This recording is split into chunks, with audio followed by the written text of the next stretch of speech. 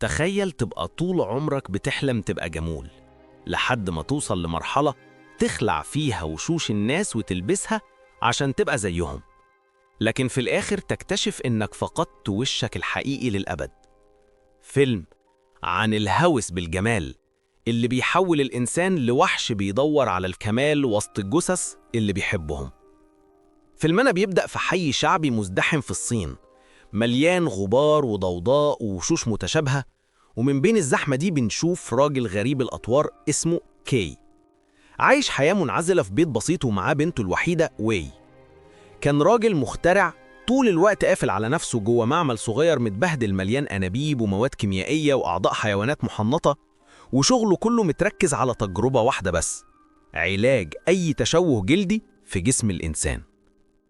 السبب الحقيقي اللي خلاه يوصل للهوس ده إن هو وبنته الاتنين عندهم وحمة ضخمة في وشهم، شكلها بشع يخوف اللي يشوفهم، والناس كانت دايما بتبعد عنهم كأنهم مرض معدي. فبقى هو وهي منبوذين من العالم، ومفيش غير بعضهم بيحنوا على بعض. مع مرور الوقت قرر كي يعيش بعيد عن الناس، يتفرغ لاختراعاته ويحاول يصلح اللي اتكسر جواه بسبب نظراتهم وكلامهم. وفي يوم من الأيام وهو منهمك في المعمل، لمح بنته قاعدة في هدوء بترسم زهرة غريبة الشكل.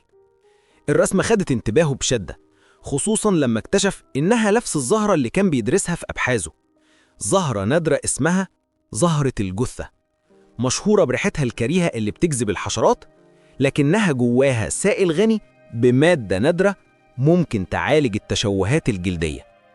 وقتها حس إن القدر بيقوله إن خلاص الحل اللي بيدور عليه قرب.